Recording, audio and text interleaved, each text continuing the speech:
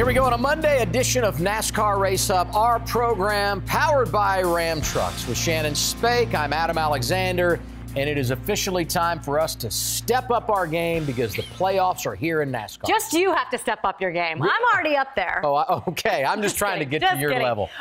So exciting race this week. It was fun, yes. Some folks weren't able to catch the race, so sure, the absolutely. power outages from Irma. So we do want to let you know we're still thinking about you guys, and we have heard from our friends at Homestead Miami Speedway and Daytona. They've had some cosmetic damage, but they are assuring us that they will be ready to go the end of the season and the beginning of the season down in Florida. Yeah, and thoughts and prayers with all those impacted by Hurricane Irma. Now we get to our daily fuel, and Shannon talked about the exciting race on Saturday night. Went to overtime, and it was Kyle Larson who got his 4th win of the year, 5th of his career, and first time he's won at a racetrack that was not 2 miles in length. He will be the number 2 seed when the playoffs begin this coming weekend at Chicagoland Speedway. A great win, but he did have to share the stage with 15 other drivers because there they are, the 16 guys who will be competing for a championship over the next 10 weeks, finishing, of course, in Homestead. And there's Truex Jr., who has put on quite a show this season in terms of speed and winning all those stages. We saw the drivers on stage. Now we see them on the bracket. Here are the 16 drivers going for the championship. The round of 16 takes us to Chicago, Loudon, New Hampshire, and the Monster Mile at Dover.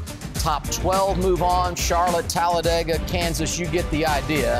Eventually, we put 4 drivers at Homestead Miami Speedway, and one of those will win the 2017 championship. Here to talk about the playoffs, America's crew chief Larry McReynolds and David Reagan, who hadn't seen in a while. Great to have you back on the hub today. And here we go, guys. It's the postseason in NASCAR. 10 to go. It's going to get exciting. I want to know from you, Larry, any surprises? I mean, we kind of knew going into this race at Richmond, kind of the guys that were going to be in. Any surprises for you? No, not really. You know, I love the fact that we had so many drivers that were in that position. To make it, you had to win. And a lot of them had some great runs, but the same 16 going in were the same 16 coming out. That encumbered finish of the number 22 of Joey Logano really came back to hurt him, is my big thought. About a month ago, I picked that Joey could win Richmond. He came up 1 spot short, but for that 22 team to miss the playoffs for the first time in a few years, he's been one of the more dominant cars. It's a little disappointing to see him not in there. We'll talk more about those drivers that missed out later on in the show. But, Larry, when you look at the 16 that will go for the title this year, what impresses you most? Very diverse group. We have 9 organizations that are represented in this playoff right here. And then the other thing, I mean, just look right there. It's very diverse from a manufacturer standpoint. There are 4 Toyotas, 5 Fords, and 7 Chevrolets. So a very diverse field when you look at the big snapshot of these 16 drivers. Diverse field as well, with guys who have competed for a championship before and guys who haven't. I'm wondering, as a driver, do you have to mentally get into a different space when you have 10 weeks left in your season like this? Yeah, I think so, and not really even 10, but you can break that down to 3, 3, and 3, because if you don't advance, you know, you're going to be sitting on the sidelines. So guys like, you know, Mcmurray, Chase Elliott, some of the ones who haven't won a race, Mack, Kenseth, they've got to be really aggressive. I don't think just, you know, being smooth and consistent is going to advance them. So, yeah, they're going to step their program up, but I think it's time to win, or you're not going to move on. Little doubt who the favorite is as we get set to begin the playoffs. Our number 1 seed is Truex Jr. You know, the last couple of weeks have been tough ways to lose, but the performance we showed and you know, the speed on a racetrack at the end of the day is what matters the most, and we've got it, and we're going to try to keep it, and we'll just see what we can do. You know, it's racing, a lot can happen, a lot changes in just a few weeks, but I feel like we've got some more in the tank for the playoffs, and we're ready to go get them. I think everybody hypes up that, oh, like, you know, other teams step it up when they get to the final 10 races. Well, I think everybody kind of starts stepping it up a month or so before the playoffs start, and we've, you know, still been, you know, we've won 2 races in the last, I don't know, a month and a half or so. So we just got to continue what we're doing and hopefully we can make to that final 4. You know, you've got the 78 car who's class of the field. We certainly need to catch up with them. Arguably, it's me or Kyle Larson in second, you know, second or third. Flip a coin on what week it is. And then on back, you know, it's a race for 4th on everybody else, you know. So we'll see how it goes. Anything can happen in the final 9, and especially at Homestead. We're coming into tracks that are really good for us, and if we can take these, top 10 finishes, move them up to top 5s. Once we're in the top 5, I think we can start looking for wins. So we're slowly working our way back up. The 8th place isn't too bad at one of our worst tracks. We go to one of our better tracks in Chicago. I'm hoping for a top 5 there. The 7-time champion seems confident, despite the fact this regular season didn't end probably the way they would have liked. What are expectations for driver 48, Larry? It's almost they are exactly where they were a year ago, where they had a pretty strong spring and really slumped during the summer. That finished the other night of 8th. That was his best finish since his win at Dover back in late May, early June. But I'm not going to discount him, but across the board with Hendrick Motorsports, I'm just not seeing that speed right now. It's hard to discount him because it seems like he's one of the guys that really is able to turn it on in those last 10 weeks. And I wonder if, David, when we look at like the 78 and the 18 and the 42, if that philosophy goes for them as well, that they haven't peaked yet. I mean, what else can we see out of those guys? The competitors, they don't want that 78 and 42, those guys to peak anymore. But I think what happens, Shannon, is you have everyone elevates their program. I think the pit crews train a little harder. The engine shop gets a little bit more horsepower out of those engines. The guys bring their best cars. They've already slated what cars they're taking to Chicago, to New Hampshire, to Dover. So they know, and they're massaging on those cars. They're in the wind tunnel. So I think everybody elevates their program a little bit. But definitely that 78 team, and I think even the 42 and the 18, that they're really, really close. And Denny Hamlin's had a lot of speed here of late. So you've got 4 or 5 guys that they're going to be in a dogfight trying to catch that 78 car. Okay, so we've heard from guys in the top 8 going into the playoffs. Let's hear from the guys on the bottom 8 and see what they said after the race on Richmond. We've got a lot of work to do. Our cars aren't running where we want them to be, and we haven't had a good couple weeks. So hopefully we can go to Chicago and do better than we've done the last 2 weeks.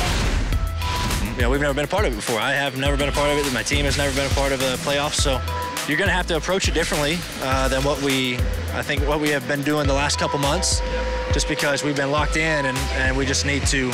I don't want to say points race. You always hate to use that word, but be mindful of that at all times and just try to transfer them round and round and not make mistakes. When you win Daytona, you don't think about playoffs. It's too early, and once we got into, like July, I was like, okay. And now we're right where we need to be. Just got to fix some short run speed. And now going into the playoffs, I feel like the first 2 rounds, if we do our work like we're supposed to as a championship team on this 41 car, we'll be all right. And then we got to get them at Martinsville. Yeah, glad we're in. We've been running pretty good lately, so hopefully we can get a couple solid finishes the first round and move on to the second. And obviously, things get much tougher from there, especially being at such a big point deficit. It's been a long time since we won a race. I mean, obviously we want to win. I feel like there's been a lot of pressure for us to win for the last over a year since we won the last race. So, I mean, there's always pressure. I don't feel like it's any different in the playoffs. I think you go out and do the best you can. Hope we get results.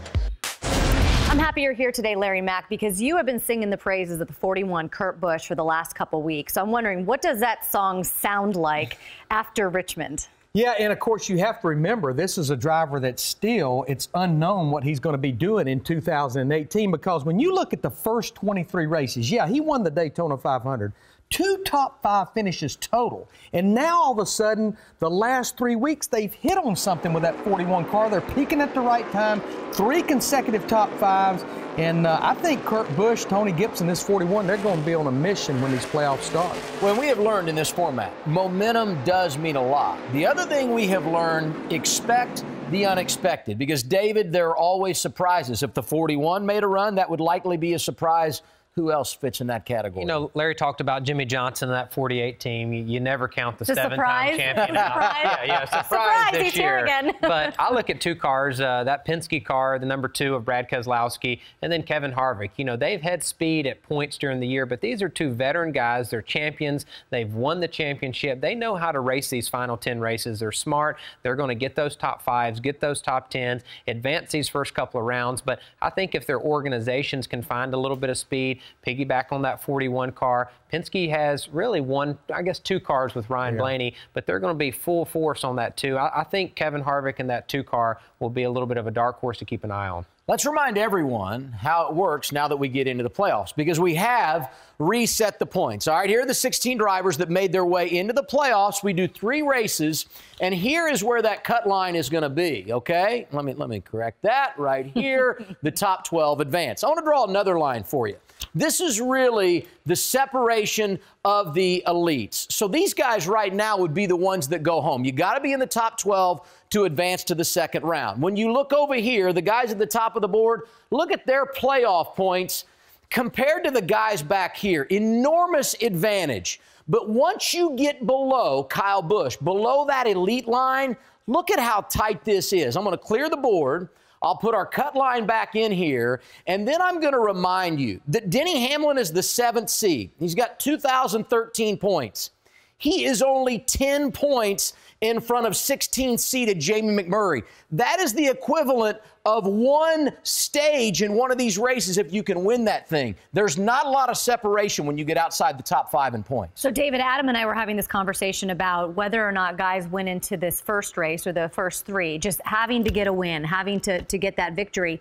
And we kind of came to the conclusion that maybe you don't need the win. You just need to finish better than the guys that are in front of you in points. But you just said you have to be aggressive. You got to go out there and you got to do it. So, I mean, how important is this very first race to set the tone? It sets the tone for everybody. The guy who is leading the points, it sets the tone for the guy who is 15th or 16th. I guarantee you at the checkered flag on Sunday afternoon in Chicago, we're going to be able to circle 2 or 3 winners and 2 or 3 losers, because you can't dig yourself out of a hole by finishing, 15th, 13th, 12th. You've got to be in the top 5. So you look at some of these cars who haven't won yet, they've got to be aggressive, but they got to have some speed and get to that top 5 and top 10. But when I look at that board, it tells me the importance of winning stages and winning races. And what you have to remember, those playoff points, as long as you stay alive, they go with you all the way through the 3rd round before the championship 4. And think about this, there's still playoff points that are available. There's 7 every race, 21 per round,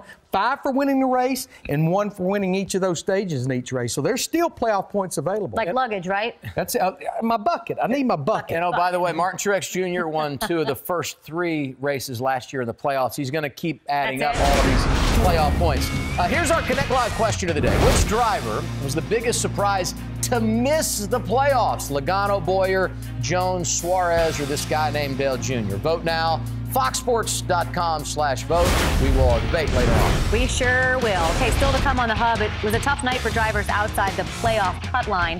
When it was all said and done, none were able to get the win to get in. Here are their reactions coming up. But next, a wild scene late in the race when an ambulance, yes, I said an ambulance, got in the way. We're going to go next level. How it happened, hear from the drivers, and get NASCAR's take. Who, what, where, when, why, next on the Hub. If you're a NASCAR fan, there's a new podcast for you to subscribe to. Heritage Road, the podcast that drives you down memory lane, takes you under the hood, and gets you behind the wheel of America's favorite racing competition. They talk to the hardworking drivers, crewmen, and fans that made NASCAR possible then and now. From NASCAR royalty Bobby Allison to the broadcasters that brought racing into homes around the country, they've got all the stories you've probably never heard before. Hosted by the voice of Texas Motor Speedway, Rich Phillips, and brought to you by Busch, the beer that has supported racing since 1979. Subscribe to Heritage Road today for free wherever you listen to podcasts. I wasn't expecting to see an ambulance over the entrance of the pit road. It was really weird. Obviously, I don't think pit road should have been called open yet. It's not good. I mean, there's no reason for it. I mean, I'm not exactly sure why he was even stopped right there. Definitely somebody dropped the ball, and I'm sure they'll hear about it at some point. Just a mistake. It happens. It's human error. That's all NASCAR. Ain't on nobody else. I was making sure I didn't have a commitment line violation, but I didn't want to hit an ambulance. You're going to make news if you hit an ambulance. It's just ridiculous. Somebody upstairs needs to pay attention to what's going on and not open pit road if there's emergency vehicles. They're riding next to us all the way down the back straightaway. I don't know who's not paying attention, but somebody needs to do their job. I knew there would be a lot of options for next level the Monday after Richmond. An ambulance parked at the entrance to the pit lane I did not think would be one of our options. So before we go to Saturday night, let's rewind to the spring. We got a safety truck parked up in turn 4, and you can see the leaders going underneath and above. And Martin Truex Jr. actually clips the orange box, which means he was penalized for a commitment line violation. Very similar to what we saw on Saturday night with the ambulance. Right, so that is a no-no. So drivers know that coming into this race. Now, this is Saturday night. So the caution comes out on lap 257. The ambulance comes out, and as the guys are coming down pit road, the ambulance stops right at the entrance of pit road, which then forces guys to go around, but still to maintain inside that commitment cone, commitment box area. So, David, we were talking, and you said that this could have actually been a lot worse than it was, because you guys are kind of busy in the car at this time. Yeah, there's a lot going on, Shannon. You know, right here is that orange box. You got to have 4 tires below that line. And so, you know, look at these cars. You've got 6 or 7, 8 cars that they're bumper to bumper, and in the driver's seat, you're looking at your dash, trying to get your pit road light set up, probably flipping some switches on and off, maybe still talking to your crew chief, your spotter. Hey, I need this adjustment, need that adjustment. So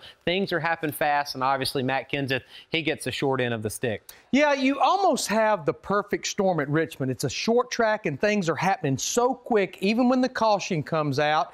And you just see the entrance to pit road, it's blind. Even without the ambulance there, yeah, the green light was on. It tells the drivers that pit road was open. Maybe what that ambulance should have done is just sped up and went on down pit road.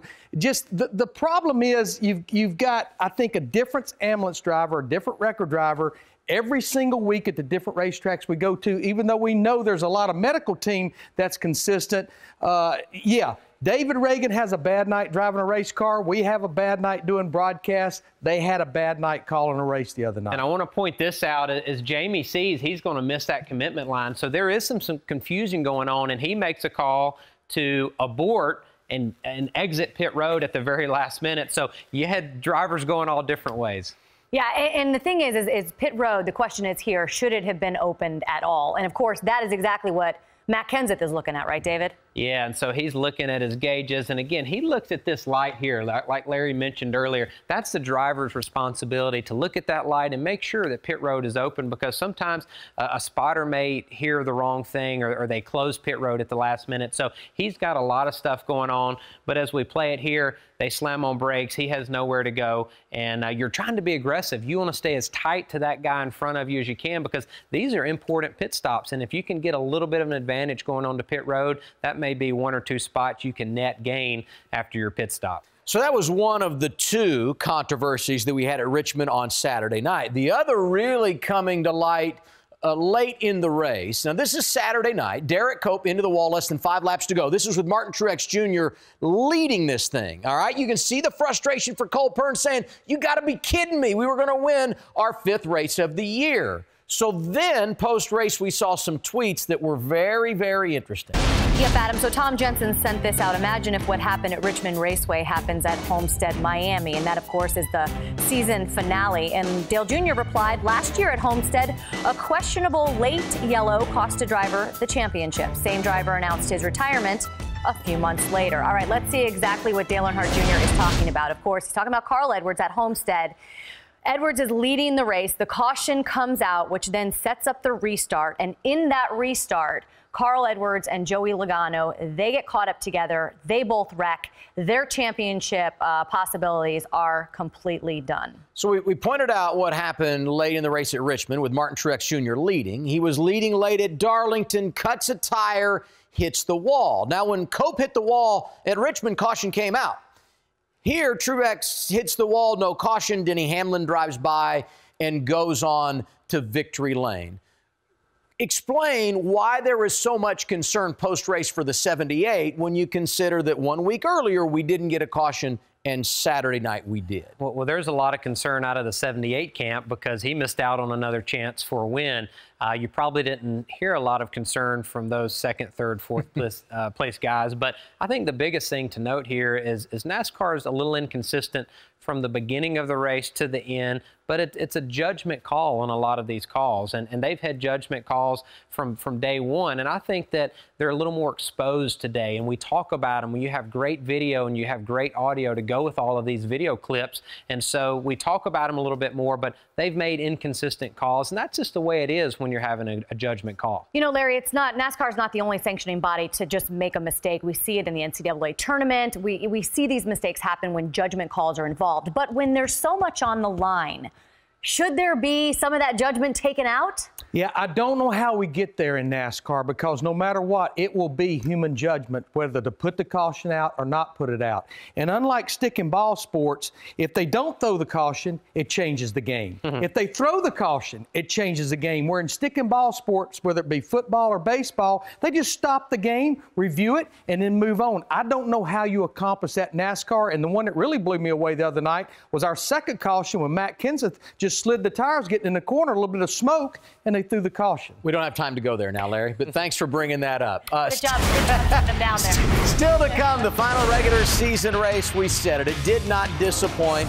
Plenty of drama late. Kyle Larson wins it in overtime. A full recap coming up in Winners Weekend. And for drivers like Bowyer and Logano, the night didn't end in victory lane, so the playoffs will have to wait till next year. But for Dale Jr., there is no next year. We talk about those eliminated drivers next. Plus, don't forget to vote. It's our Connect Live question of the day. Which is the biggest surprise to miss the playoffs? Logano, Bowyer, Jones, Suarez, or Jr.? Vote now. It's foxsports.com/vote. Welcome back to the Hub and our Bayer Fast Action Recap. So for months, we've been talking and debating about which big-name driver won't make the postseason, and now we know who will not be there. But you know what? These guys gave it the old Boy Scout effort. 3 of the guys finishing in the top 10 at Richmond. And while they used words like stinks, hurts, and apologized to describe not making the playoffs, they also said it's not over when it comes to possibly making it back to victory lane before the end of the season. Here's Alan Cavana from Saturday night with more. It was never going to be easy for any driver coming into Saturday night needing a win, but man, did they make it dramatic. Dale Earnhardt Jr. led with less than 40 laps to go. Joey Logano finished second. The 2 Toyota rookies both in the top 10. But in the end, it wasn't enough for any of them to make the playoffs. Well, it's really disappointing. You know, we had a good car all night. Sirius XM Camry was towards the front and in the top 5 and, you know, running in contention. And unfortunately, I made a mistake, missed a shift on the last restart, and we didn't give ourselves a shot, so it cost us a shot at it. We came into the weekend saying second would be a failure, and we finished second, so 1 spot short. But overall, I'm so proud of this team. You know, we came in here with the pressure on us, and we executed the best we could, just came up short there at the end. We started the race struggling. We almost got a lap down, and we ended up with a top 5. I think that says how hard this thing works, and you know, never give up. And they work hard, and they made very, very good adjustments in the race car, and the car came alive. We were just trying to get every spot we could.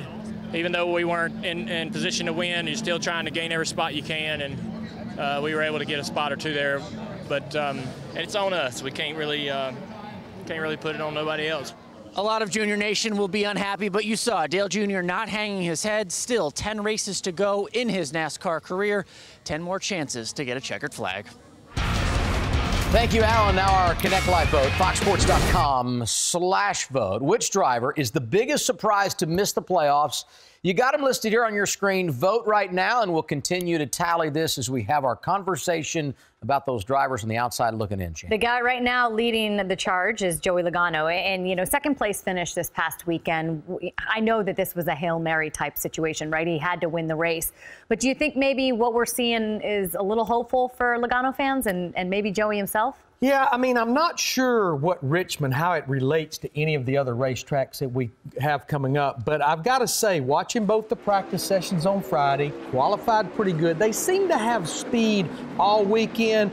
But who would ever believe that you could go out and finish second? And as we said all week long, it absolutely meant nothing. A good, solid run did not do anything for Joey Logano. He had to win that race. He's had a little bit of speed, but I don't think not enough to win. one of these races. And I like to point out Clint Bowyer in that 14 car. He has had some speed this year, but he's been very inconsistent. Blown engines, DNFs, wrecks. He finished 11th in the point standings as we go into the final 10 races. And so I know he's disappointed driving for Stewart-Haas. You know, he's got some teammates in the chase. But I think the 14 could sneak a win these final 10 races. Logano leading our vote, and we understand because he's had so much success making it into the postseason and going to the championship 4 in recent years. What about Dale Jr.? Final season competing in NASCAR. I think everybody thought it would be perfect for him to go out in the playoffs, Larry. Well, we know there's always high expectations about the most popular driver, Dale Earnhardt Jr., but I think we have to remember he missed almost the entire second half of 2016. They were swinging for the fence. Travis Mack, interim crew chief for Greg Ives, suspended for 1 race. They were trying some strategy, trying to catch that caution, and had they have caught that caution, I think it would have been great strategy, but you know what? It's over. We're into the playoffs. Just relax, Dale Jr. Enjoy your final 10 races, and who knows, you may can still find victory lane. I'm sure he's disappointed and Junior Nation's disappointed, but they'll probably enjoy those final 10 a little bit more, knowing that they're not having to race to get into the next round. So, you know, you look to him to have some fun these final 10 races. So Joey Logano, he's beating Dale Earnhardt Jr., which I'm sure normally he would be very happy about, but not thinking today. maybe not this one so much. But you have Joey Logano with 48%. Okay, so we know who are going to be driving for a championship in the Cup Series, and Friday night we are going to find out who's going to be competing for a championship in the Truck Series. We're going to narrow it down to 8 guys. The NASCAR Camping World Truck Series Under the Lights, Chicagoland, Friday at 8 Eastern on FS1. And we're going to take a quick break, but later on the Hub, the playoff points have been reset. But how and why do some drivers have such a huge stash of points while others are far behind? Larry Mack has the answer and the breakdown. But next, 25 previous chances drivers had to win and get in. It all came down to a short track in Richmond. A look back at the regular season finale. It's next in Winners Weekend.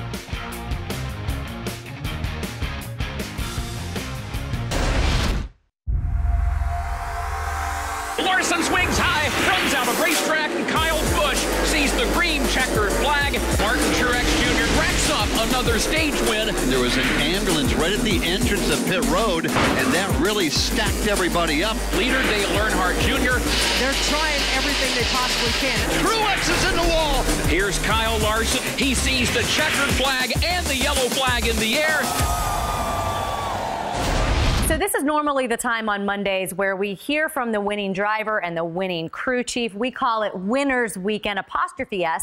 But today, Adam, we're going to do winners, as in multiple winners weekend. Make sense? Anyone? I was not good at grammar, okay, but I was good at math. And I know going to Richmond on Saturday night, there were 13 drivers in with a victory, 3 others trying to hang on to a points position in the playoffs, and many others who are hoping to race their way in. That's the English, that's the math, and here is Winners Weekend. 42.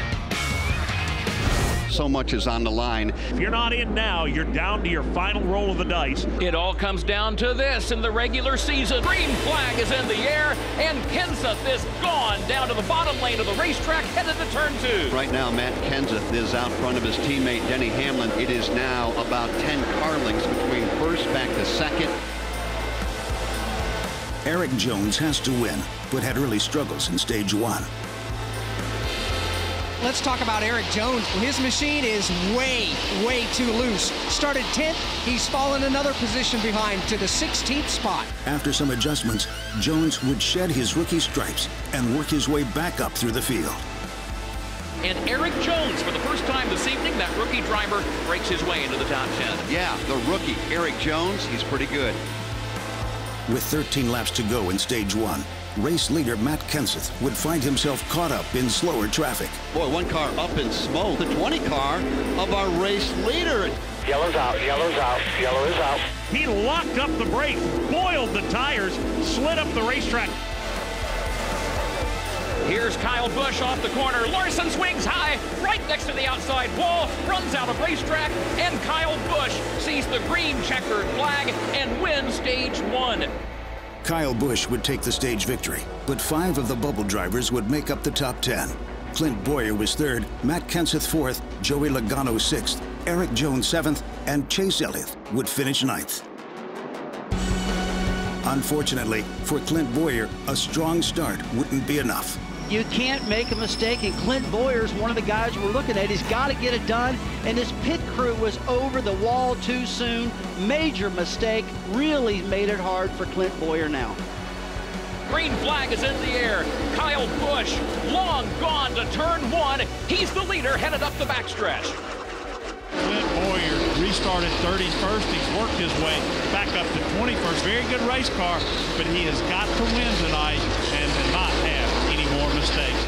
Bowyer would bounce back from a rough pit stop, but stage 2 would go to a familiar stage winner. Here's Martin Truex Jr. now coming off corner number 4, and just as he's done all season long, racks up another stage win. And once again, many of the bubble drivers would find themselves in the top 10. Matt Kenseth finished 2nd, Erik Jones is 3rd, Joey Logano 4th, and Dale Jr. is 7th.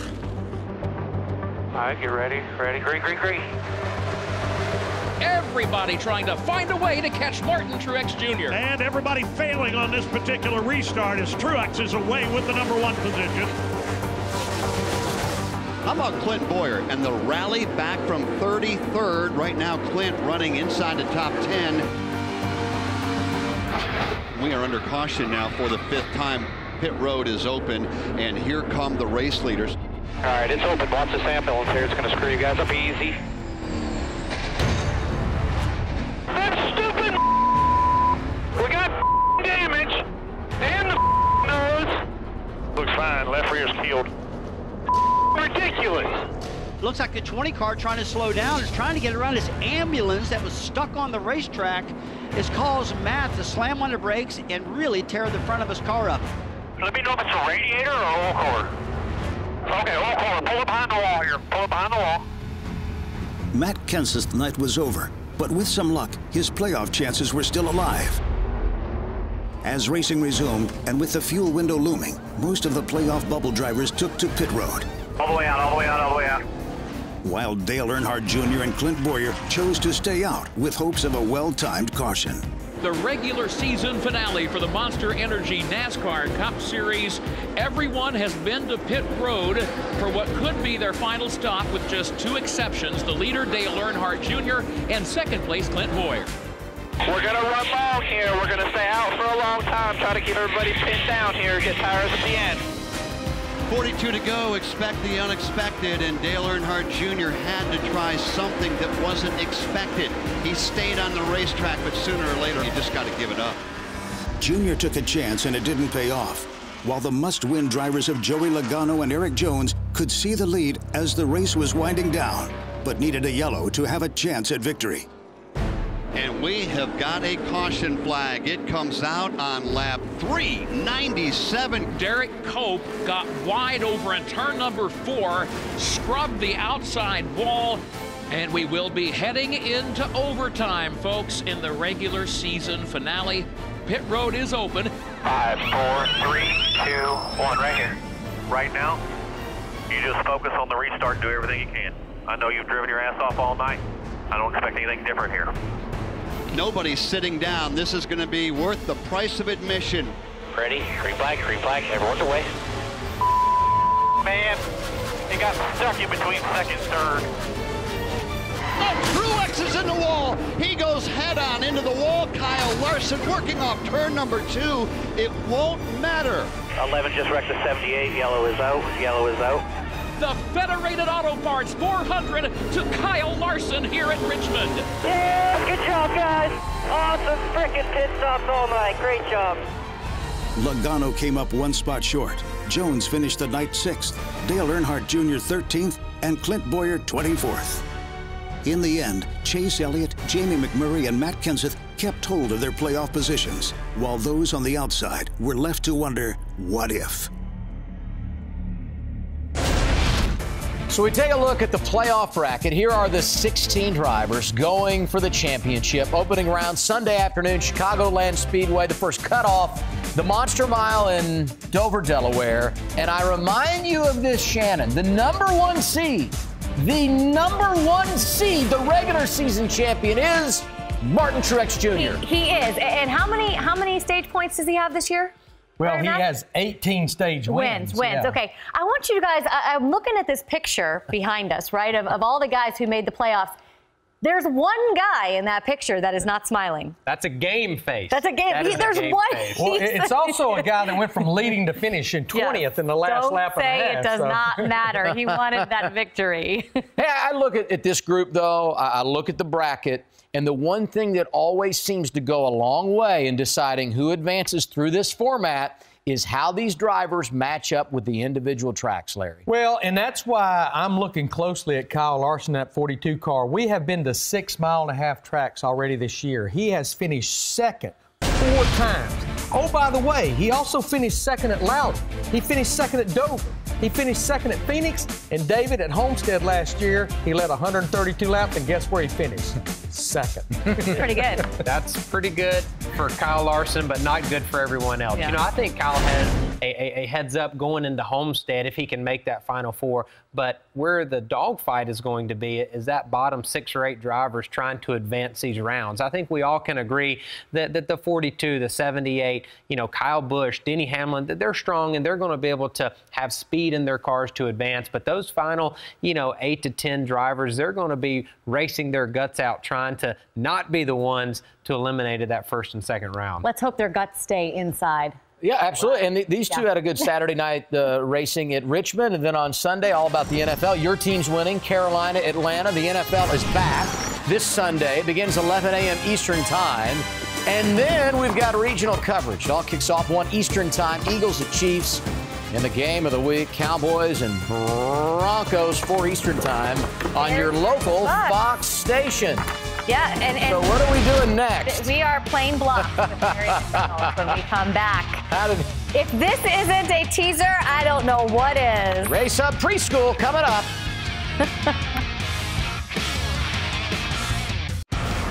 Ram Guts and Glory. Yes, indeed. There they are, the 16 drivers who will be competing for a championship this season, and it all starts this upcoming weekend at Chicagoland Speedway. What a season to get to the points. Stage racing, bonus points, playoff points. Right, Adam? Well, you know, some of these drivers feeling more confident than others because they have more playoff points. You look at Martin Truex Jr., 53 playoff points. He is the #1 seed compared to Jamie McMurray, who has a mere 3 playoff points. But if you go from, let's say, Denny Hamlin 7th on back, it is pretty tight from 7th to 16th, Shannon. It's going to be fun. That's right, Larry. Okay, so what was like the first thing that kids ever played with, right? Blocks, right? So and I'm still playing with blocks. Yes, so here they are. So what we're going to do is we're going to try to explain to everybody at home exactly how these playoff points, bonus points, and wins sort of tallied the points that the guys have going into the playoffs. So we're going to start with Martin Truex Jr. First, explain what the colors are. Yeah, the colors are simple. The big block, black, that's for a race win. That is like 5 playoff points. Now, the green block is 1 point. That's a stage win. And the blue block, for those 10 drivers that finished in the top 10 in regular season points, they each are 1 point as well. Okay, Martin Truex Jr. then. Let's start with him because he's our points leader. A lot of blocks over here. You think about it, 4 wins. That's 20 playoff points.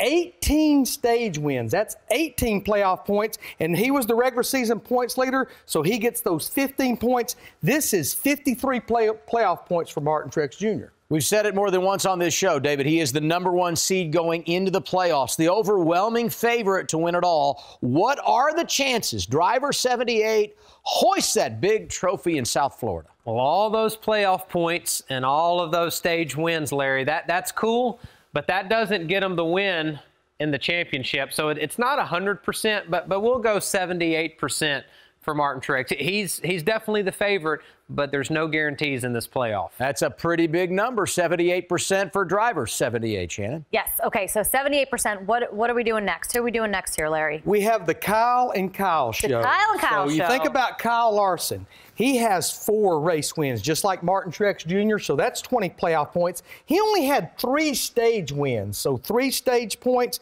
When you look at the regular season points since he finished second, he actually gets only 10 playoff points. I'll take those. This right here is a total for Kyle Larson of 33 playoff points. Now, the other Kyle, he only had the 2 race wins. But he had 11 stage wins. Now, remember, he finished 3rd in the regular season points, so take one away. He gets 9 points for him. This is 29 playoff points for Kyle Busch. So let's take a look at Kyle and Kyle here on the board, making the championship 4. Are you starting them or parking them? In and out when it comes to going down to Homestead. I'm going to start Kyle Larson here. I think he's got speed. He's hungry. He wants it. He's going to be able to make it to that Final 4. And I'm going to park my good buddy Kyle Busch. I think he's maybe a little too risky. I think Kyle's been able to finish in the top 2, top 3, top 4. He'll be in the Final 4. So we like Truex to win the championship at 78%. And he says Kyle Larson is got a real good chance to get to Homestead. Right. What do you think? What's next here on your board, Larry? We need to put an ISO camera just on Larry McReynolds. You're hustling. You got the circus spinning the plates. Who you got next, Larry? Mack? Well, we've got Denny Hamlin. Now, Denny Hamlin, he had his 2 wins. And he only had 3 stage wins for 3 playoff points there. Wait, what do you mean? But he got 6 points for where he finished in a regular season. I don't. Wait a minute. We were encumbered, so we only get 5 points for the race win. So, yeah, Denny Hamlin has a total of 13 playoff points to start the playoffs. And I guess when they were encumbered, you could consider that a mistake, right? And we know this team has had them in recent years. So level of concern, driver 11 has some mistakes in the postseason, David. I think there's definitely some concern there. Speeding at some of these short tracks, pushing the envelope, getting through that LIS machine post-race inspection, going to the NASCAR R&D Center. So there are some concerns. They've had the speed. Denny's been able to get there, but can he put it all together for 10 weeks? Well, and as we know, when you get into the postseason, not much margin for error. So Denny Hamlin going to have to avoid the mistakes. Now more blocks. Avoiding mistakes is the name of the game over here. Okay, so what do you got next for us? Well, what we have here, guys that are absolutely identical. They won 1 race, and that's Ryan Newman. It's Kurt Busch. It's Casey Kane and Austin Dillon. But that's all they have. They did not finish in the top 10 in regular season points. They did not win a stage. Each of these drivers will start the playoffs with 5 playoff points. These would come in handy, right? The green and the blue at this point, right? That's the easiest block game you've played today. Yes, you know that? Was. Here we go. The 4 drivers that have 1 win, no other playoff points. Who goes the deepest in the playoffs? You know, I want to pick Ryan Newman. He's been Mr. Consistency throughout these playoffs in years past, but I got to go with Kurt Busch. You know, I think to Larry's points earlier, he's been on fire of late. I think his cars have a little bit more speed. He's a past champion, remember, and I think he can go the furthest out of this group of 4 here. And Kurt Busch did go to the round of 8 1 year ago. What's next? Give me friends? 1 second before we finish this one. That's controversial. That's controversial. Get off the sweat over here with these blocks. Who are we talking about now? Well, we're talking about the man, Jamie Mcmurray. He's made the playoffs now for his 3rd consecutive year. And remember that pile for Martin Truex Jr. of 53 playoff points.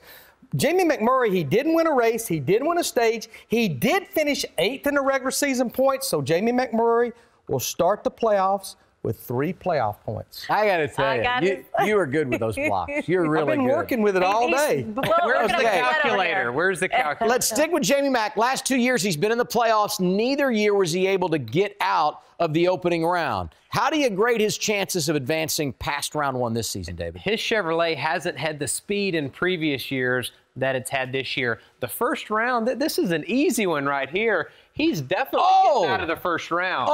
An A+. Now, I don't know if he can make the Final 4. I don't know if he has that kind of speed. His teammate does, but he is definitely getting through to that 2nd round. No-brainer, A+. No, A+, mark it down. You guys, how do you grade this over here? I don't think it's going to end well. Yeah, no. I think y'all start with no playoff. I'm going to tell you this. I'm giving Larry Mack an A for effort. And, hey, speaking of the postseason and who's going to go to Homestead, we've got it all figured out. The War Room is back Thursday on Race Hub. Here's a preview. Welcome to the playoffs. We're going to put 5 minutes on the clock and go from 16 to a champion. How do you not move Martin Truex Jr. to the championship 4 round? Kyle Busch is something special. I'm going to make a case for Ryan Newman in that 31. You need to be better than consistent in this round to advance. I see Kyle Larson being locked for the Final 4. If there's one round I'm worried about him, it's this round here. 7-time. I don't know how you bet against that guy. You would have thought I would have learned my lesson last year. Homestead is its own unique racetrack. Now the question becomes, who is the champion in 2017? Looking forward to the War Room. Thursday, 6 p.m. Eastern Time. More NASCAR Race Hub when we continue live on FS1. It's that time again to tell you what we're going to do on Hub tomorrow. So if you join us, you'll see Radioactive from Richmond. I'm sure that's going to be interesting as always. Matt Tipp live in studio going for that Xfinity title.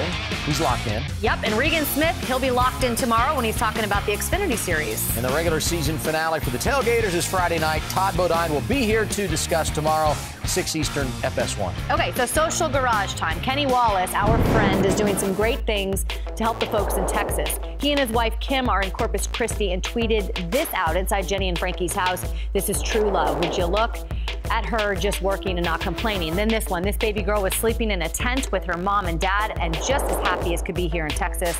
And then these people are doing such great things, feeding 2,000 people a day on this corner in Texas. I say, Kenny, bravo. Congratulations. Hey, very nice. That is really good. And just let me say, if you want someone to go fire up and rally the troops, Kenny Wallace is the guy. He was in studio with us last week. He brings great energy, and so good to see him going and helping those. Very much so. Have you ever been radio sweetheart? I don't cut You've up. got a long way to go he to knock Danica Patrick off that throne, trust me. He says, gosh dang it. Yeah, that's a one on my resume I don't think I want. And my mother watches this show. Good boy, good That's boy. that Andy Griffith show upbringing he had. Right. Yeah. Thanks for being here. Larry, we're not taking the blocks home. We got to keep him here. Thank you guys for being here. Thank you for being here. We'll see you tomorrow.